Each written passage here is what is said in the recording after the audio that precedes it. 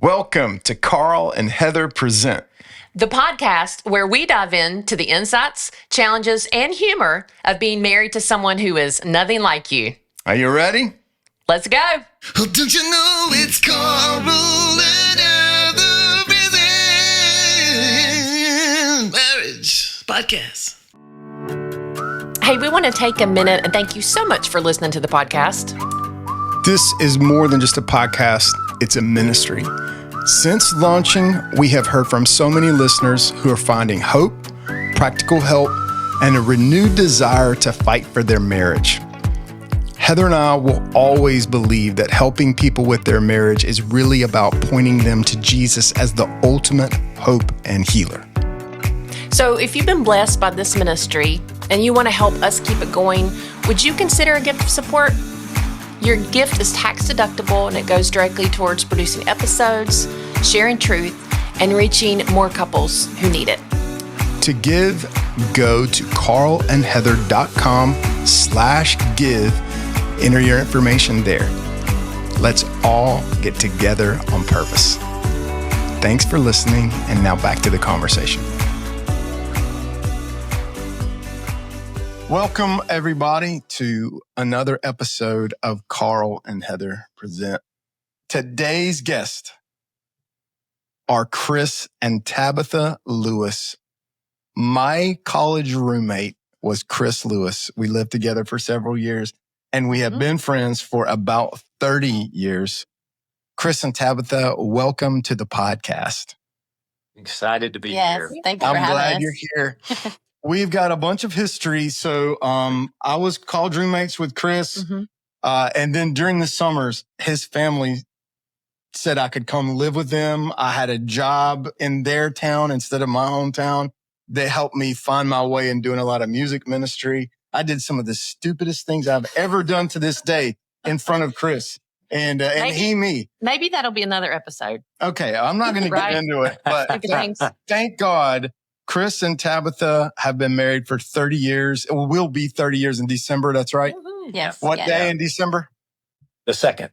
December 2nd, 30 years. They are the parents of beautiful Mary Beth. They're the grandparents of Irvin and Bowen. That's awesome. And they have a son called Topher and a daughter named Gracie as well. Tab is a corporate chaplain, a fitness instructor, which we have a lot in common on that. And with a gospel-centered ministry called Whole Fit. And she's a part of the teaching team at her church. That's awesome. Chris is a business leader, a pastor, an all-around amazing human being. Welcome, guys. How does it feel? Wow, what an intro. I'd like to meet those guys. Somebody brags about you and then you're supposed to respond.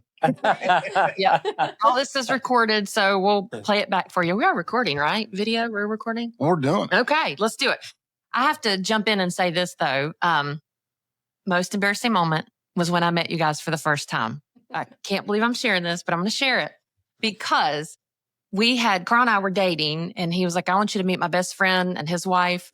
And they live in Charleston. And so we went to Charleston, and Chris, I met your parents, and so excited about meeting you guys. Tabitha was 8 months pregnant, I think. With Mary Beth, right? Is that right? Yes. And we decided, you guys took us all around Charleston. Well, for whatever reason, I don't know what I ate that day, but it was not agreeing with me. Okay. So I am like, my stomach is killing me. We're nowhere near a bathroom, but I am so gassy. This has got to go somewhere. I got to let this out. And so why are you telling me? I don't know. It did. This is just like the kind of friends. No, I let a couple slide before that point. Totally silent. Totally no one heard. We are in a clothing store and I'm like, oh, this is bad. And I was letting one slip that I thought this is going to be totally silent. It was not. It was away from you. very loud. And Tabitha's there. And I thought I sent you in labor because you fell over. You're not breathing. And then I think there was another person around us, and I'm like, what do I do? I can't escape. It was great. So I had the rest of the weekend just to live in that. Yeah. I think I remember the four of us going back to your house, and your mom was there, and you walk in the door, and you're like, you're not going to believe what happened. So I think the point to that story is like some of your craziest, most embarrassing moments will make your best stories, but not until about 30 years later. Yeah. Yes. I wasn't allowed to talk about that story for a very long No, time. no. That's when we can share knew with you were a everybody now. keeper.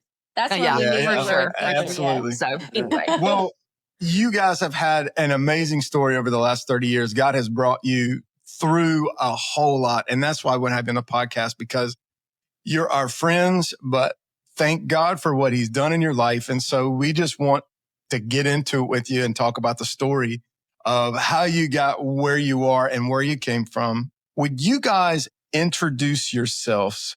But I want you to do it in the way that you did when you spoke at your church. And then I want you to explain the significance of these introductions. Okay, sure. Want me to go first? Sure. Okay. Hi, I am a grateful daughter of the King, and my areas of recovery are codependency and sexual abuse. And my name's Tab. Hey, Tab. Hey, Tab. Hey, Tab. I'm a child of God in long-term recovery for addiction to alcohol, the sin of pride, and suicidality. And my name is Chris. Hey, Chris. Hey, Chris. Hey, Chris. Yeah, that's a really intentional intro that all of the Celebrate Recovery ministries use, and it's an identity-based statement. Other recovery ministries and some really good ones, they'll use the struggle as the label. Hi, my name's Chris. I'm an alcoholic. But I love the idea that I'm first and foremost a child of the King. I stand forgiven and redeemed. I have had plenty of struggles, but through His faithfulness and grace, He's seen me through each one. Yeah. That's amazing. So cool. So Celebrate Recovery, or CR as we might refer to it, has been a big part of your story. That's For great. sure. Praise Sure. God for it. Well, I want to dive into that a little bit further in just a second. But before we do that, one of the things we say on the podcast is how to be married to someone who is nothing like you. So is there a way or some ways that you can think of that you two are completely different? And if so, what are they? Yeah, great question. This is how many episodes is this? It can be a two-parter. Yeah. Yeah, I mean, just a simple one. I'm a raging morning person, and she's a night owl. I mean, just different ends of the spectrum. Your turn. When we travel, Chris unpacks his whole suitcase, puts it in the drawers, puts it in the cabinets. I live out of my suitcase. I don't even remove a thing out of it. So when we come home, my suitcase gets unpacked and done. Like we're done for 2 weeks. She'll step over her suitcase just in case we do a pickup trip or something. She might need to go again. I'm always ready to go. Always ready to go. I love that. Yeah, that's very. Yeah, That's we're amazing. we're similar in that ways, guys. Heather's like that too. Yeah, So- but I'm the night owl. Carl's the early bird too. So Yeah, I can relate to that. I mean, For praise sure. God, praise God for good men in this world. So getting into it, we watched a talk that you guys gave at your church, where he kind of told a similar story to what we're going to talk about tonight. In that talk, you talked about the phrase dark idols. You had some dark idols in your life. What is a dark idol? What have you found out about dark idols? Talk a little bit about that. Yeah, I guess the idea behind that is from Gideon's story, Judges chapter 6, and it dark idols to me. I would name some of them: pride, certainly alcohol, the suicidality, depression, and really pride in all of its forms. Insecurity is a warped form of pride. Sure. But also the ugly kinds that are, seeking approval and validation and the need to succeed. And the way it ties in with Gideon's story, when Gideon was called, the first thing that he did, I mean, the Lord instructed him to tear down this pole, this Asherah pole, and that was a pagan idol, a pagan form of worship. And he had him destroy, the pagan idolatry. But then God did the coolest thing in that story. He said, "I want you to take that idol, that broken idol, represents all of the wrong things from the past, and I want you to break that up, chop that up, and actually use that as the kindling to stoke the fire on the altar you're going to build to worship, Yahweh, true God." And so for me, like the dark idols, I had a big journey wrestling through the shame, because a lot of my dark idols caused pain to other people. If we one of the things that we share in our testimony, if you don't heal from the things that wounded you, you'll bleed on those who didn't cut you. And I certainly, felt that, lived that. And that was a huge source of shame for me, in the beginning. And even there's a part of our story, what led to, what we call Suicide Sunday, which was, certainly my pivotal moment. What led to that was I was still in active addiction, and I was trying to work my own kind of warped, jacked up version of the recovery steps. And I was seeking to make amends and make things right. It was all out of order. I hadn't admitted my powerlessness and total need and dependence on the Lord. And in the process of confessing some of those things, in fact, to Tabitha, it broke me to see the pain it caused her and others. And, that, so shame was a huge, hurdle for me. But over time, what's interesting about that, cause it wasn't immediate, it wasn't instantaneous, but through the process of healing, one day I recognized the things, those dark idols that had, been so painful and such a dark part of my past and my history. I saw God redeeming those and being able to use the stories, use the scenarios, use the healing He had done in me to allow me to look at that, own the guilt, but not wear the shame. And that was a huge part of the recovery process.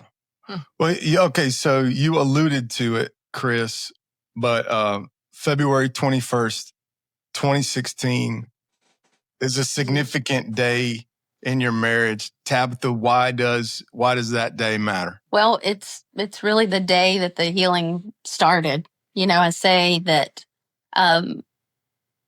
Chris literally had to come to the end of himself, and tell us about that day. It was a quote unquote normal day for us. It was a Sunday, and I happened to be serving at church that day, so I had gone on before Chris and the kids, and I saw that the Mary Beth was out of the country at the time, actually, and or out of town. She was somewhere. She wasn't with the kids, and but Topher and Gracie walked into church, and I didn't see Chris, and so I came down from worship and asked the kids where he was, and they said he's parking the car, and he never came into church. So I knew immediately something was going on, and we had plans to have lunch at his parents' house that day, and we got in the car, and immediately I started calling him. He didn't answer right away, but he finally answered, and I could tell as soon as he answered the phone that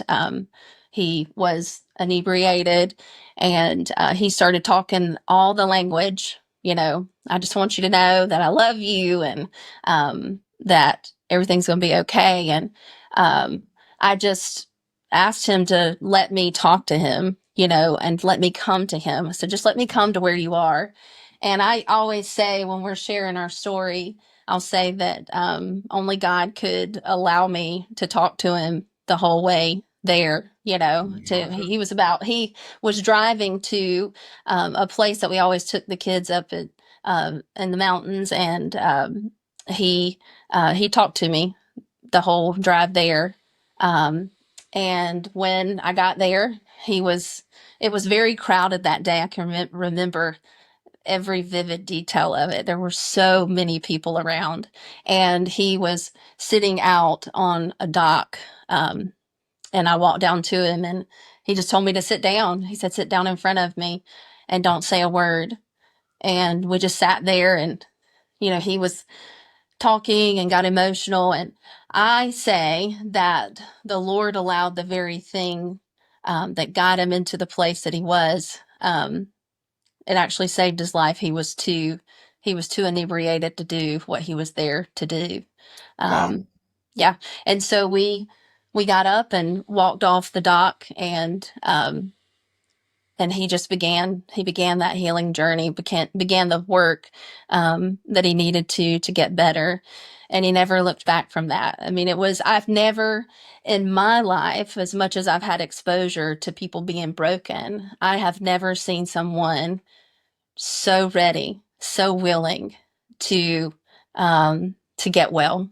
And that's what he did. And we began that journey. So what did that look like for you, Tabitha? Because sometimes I think when one spouse chooses to get well, it reveals, Chris talked about those dark idols. It reveals like our own dark idols. Was there any of that happening in your heart and in your life at this time where Chris was starting that journey? What were you realizing about yourself? That was a process for me. It was very messy and very complicated. We had our children were involved. They had their own journey and story inside of that process. And Chris was the sickest individual in our family, and he very quickly, I say quickly, but he became the healthiest in our family. And it was through his recovery that I discovered some of my dark idols, that insatiable need to please. I wanted to please everybody in my family. I wanted to make everything better, kind of just putting myself on the back burner so that I could help everyone, get well for themselves. And it was quite a journey, and we all healed in different time frames, in different ways. But I would say that it was through Chris's recovery journey that I started to see. It took me all the way back to my sexual abuse as a child, and I had the revelation from the Holy Spirit that was where that seed of codependency was planted in my heart. Wow. Was during that time. So the Lord really did a healing work in me through that whole journey that was totally unrelated to the circumstance that we were walking through as a family. It was interesting. She talked about everybody kind of going at their own pace and on different tracks. Our oldest lived in a different city, so she did not walk the rest of the family units healing together. Yeah. And she moved home. Her family moved back here a couple of years ago. And so as recently as then, because it's 9.5 years ago was Suicide Sunday. But so she had to walk through some of her own process in that recovering and getting well and kind of catching up on things that she had missed. But Tabitha had so we were in a different church when that went down, and we were actually so. In 2014, I had the first encounter with recognizing, I should have recognized there's a serious issue with substance abuse.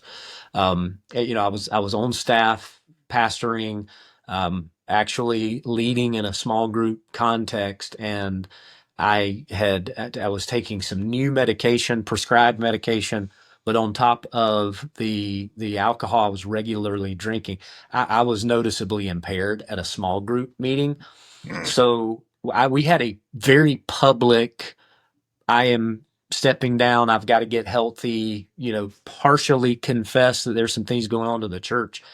But we stayed in that church through, the first chunk of this and even through, the early parts post Suicide Sunday. And the Celebrate Recovery that I'm a part of, we had no ties there. I saw it driving down the road. They have a sign out. It's near our house. And I'm like, you know what? I walked in there not knowing a soul. And I did. I found community. I found, similar stories. And when Tabitha started, desiring to maybe look at her own stuff and experience some healing, she walked in. Tell the part where the first time you came to CR on my 1 year anniversary. Yeah, I came to support him and celebrate the victory that he had. And when you walked in, this is pre-COVID, they had these stands that had all these different cards that explained some of the different hurts, habits, and hangups that you could possibly be struggling with. And I started looking at all, and I was like, oh, I think that might be me, and I think that might be me, and that's the revelation that people often have when they come to Celebrate Recovery. Is like, you come because you're supporting a friend or you want a family member to get healthy and get well, and you actually see, oh, I have my own stuff too that I need to let God heal inside of me and change my life. And going back to, you were asking me about some of my dark idols. I struggled with shame of feeling like I should have seen. Why didn't I notice? Why didn't I see? Why didn't I protect my children better or more from this? And that came a lot later in the healing journey too, because my children, when your life blows up, you want to make meaning of it. You want to be able to take your finger and put it on, okay, this is why this happened, and this is why this happened. And I did a lot of that. And my children were like, why didn't you do this, Mom? Why didn't you do that? Why didn't you know this? Why didn't you know that? And so I had to really process through what is mine to take ownership of, and what is what is my children's. And that, I would say, I'm still probably processing through a lot of that now. It's just a journey. And that's a really important thing to talk about, because as a married couple, the two become one flesh. You're one, and you both bring these complexities to relationships, and you make choices, in this case, like in isolation, that cause that oneness to be under threat. So like when you start, okay, so today, on that day was the beginning of the healing.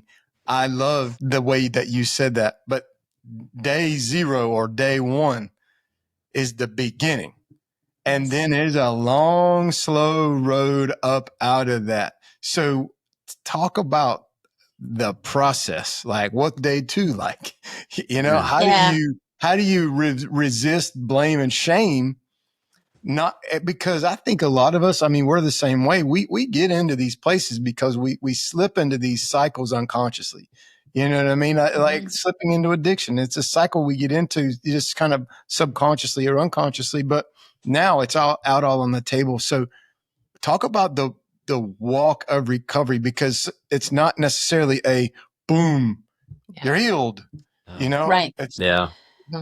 Our life became about recovery. Yeah, it really did. It was really about that. It was, obviously when you have someone who is contemplating not being here anymore and taking their own life, we didn't leave him alone. Chris was never by himself.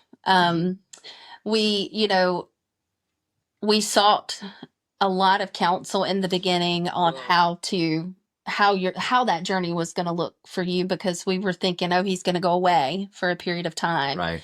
And then under wise counsel, based on where Chris was and his background, he obviously had a relationship with the Lord and had a faith background, that we were counseled for for him to stay home.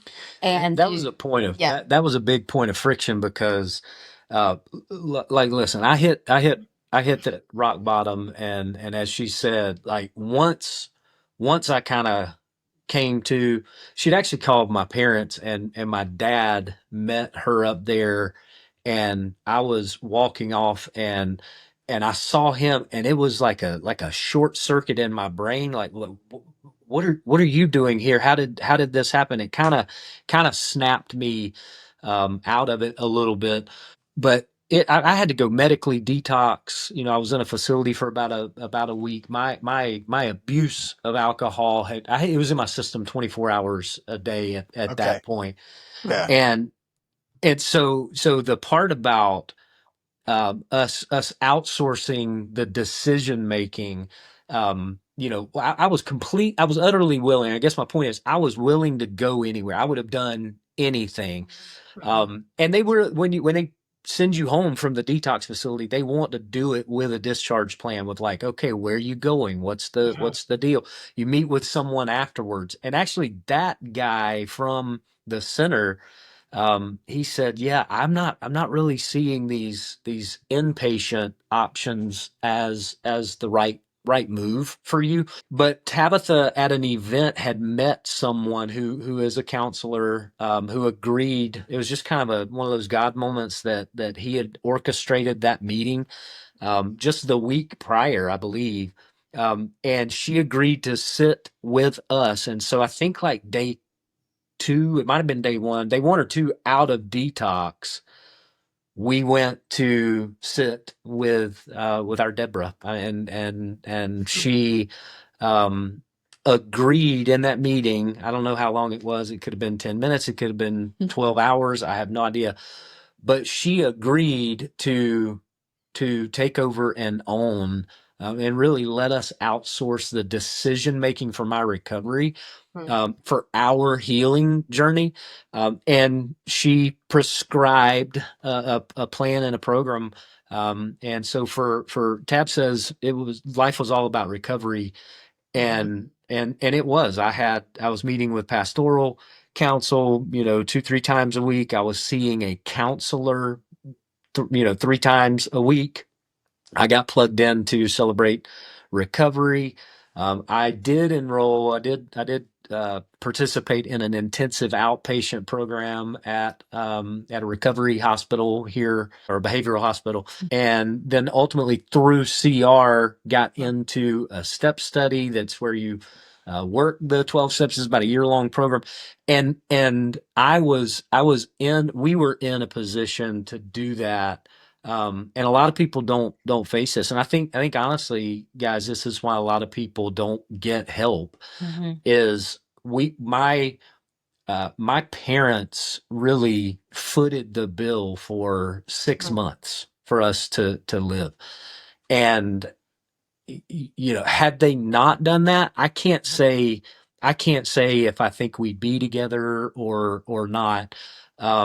I don't know that, but I know, like, we wouldn't have our home. We couldn't have kept anything, which would have increased the strain in an already difficult season. So, and that was one of the things, me not going away. You remember how it was hard for girls. Oh, they were irate. They wanted it to go away.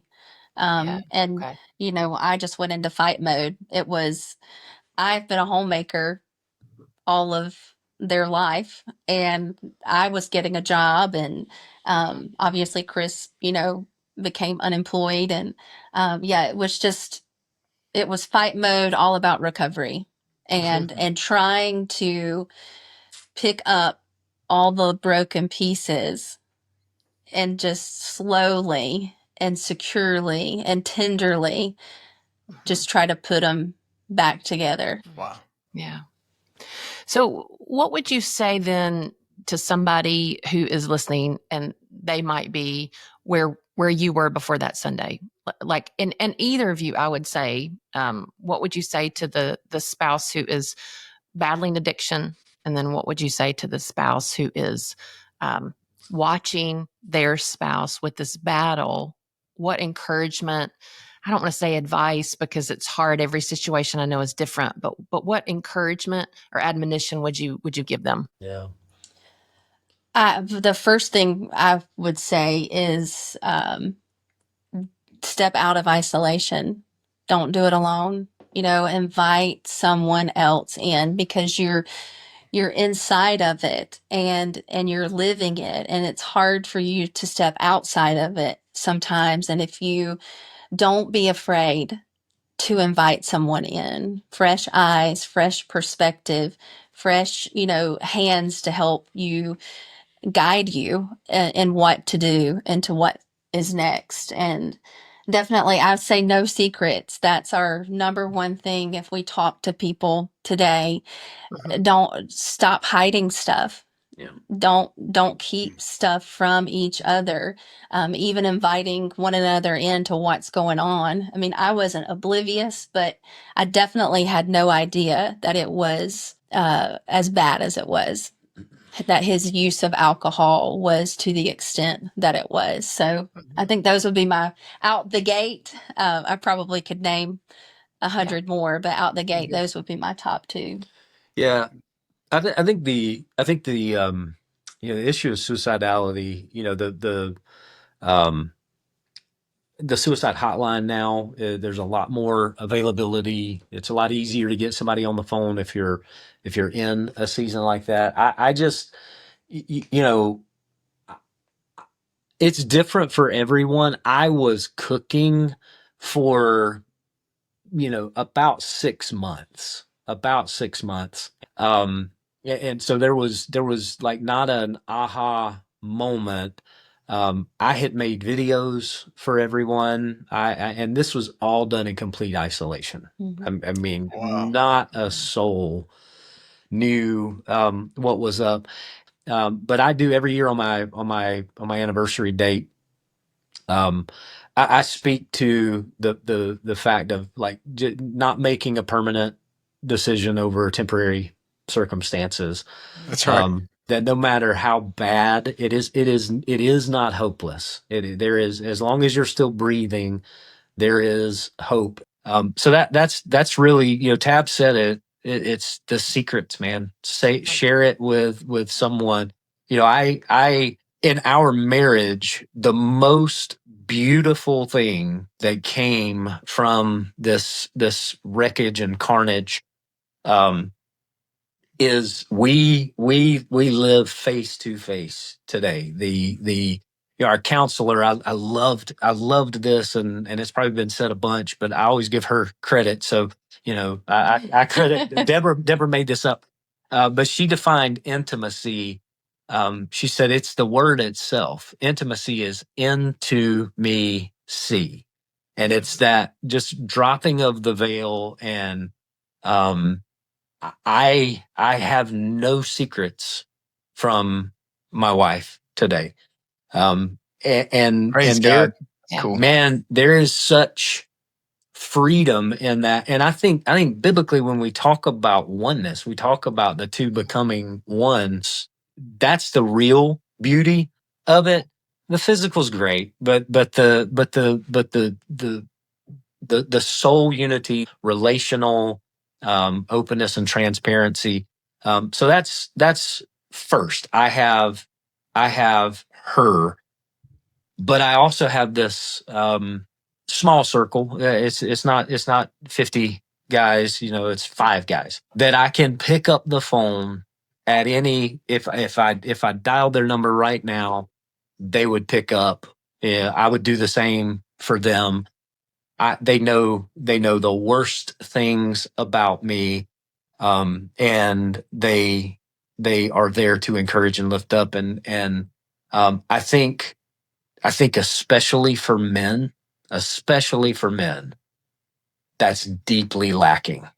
We can talk about the football game, we can talk about music, we can talk about the weather, sport, whatever, but don't ask me to tell you how I feel or what scares me, what I'm afraid of, what I don't want people to see. And that's the beauty of recovery. And I say it like this, we say it like this. the recovery community, in my opinion and experience, is what gospel community is intended to be.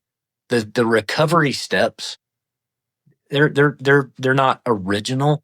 It's just biblical discipleship. It's just denying yourself, surrendering it to Him, and letting Him do His work. And that's the hope of any. It's my belief that the hope of anybody who's in recovery, true transformation happens through the power of the Holy Spirit, worked out through the life of community. That's the way people are changed. And your testimony, both of your testimonies of recovery, freedom from addiction, and now living the victorious life in Jesus, the means that anybody could change, the means that everyone is entitled to, they have a right to experience that, because salvation in Jesus is a free gift. What you're talking about, the power of the Holy Spirit worked out through the life of community and being open to one another. Secrets keep you sick. There's no other way around it. But when you say, I'm willing to be known, Jesus, will you take me as I am, warts and all, and then I submit myself to be healed and loved by the people around me. That's how transformation happens in our lives. Yes. Thank you, Amen. Jesus. Amen. Chris, I am so proud of you. Tabitha, I'm so proud of you. Yeah. I wish I had another hour to tell you how grateful I am for both of you in my own life. I'm so glad that you took time to do this, to tell this story. I will be friends with you until I die. Nothing will ever come between us, except maybe Clemson or something like that. Tar Heels. I'm not super into that, but go Heels. But thank y'all for being on the podcast. If somebody wanted to get involved in Celebrate Recovery, could you just let us know and share with the people who are listening? What's just the best way? Like, what's my first step I'm going to take if I want to get involved in CR? Yeah, if you don't know where one is near you, they are all over. Go to celebraterecovery.com and there's a list of and they're all over. They really are. Yeah. And they follow the same format. There's no question. It is Christ-centered recovery. There's no apologies about that. But it's a safe environment. It's an anonymous environment. I can say I was there. I can't say you were there. But it's Celebrate Recovery. Fabulous ministry. Can't say enough. Yeah. That's great. Well, we love you guys. Thanks for We love being you with us guys. today. Yeah. We love y'all. Thank you. Thanks Together for on having us. Together on You're purpose. welcome. Love y'all. Yeah. We'll have you back. All right. Love you. Love you guys.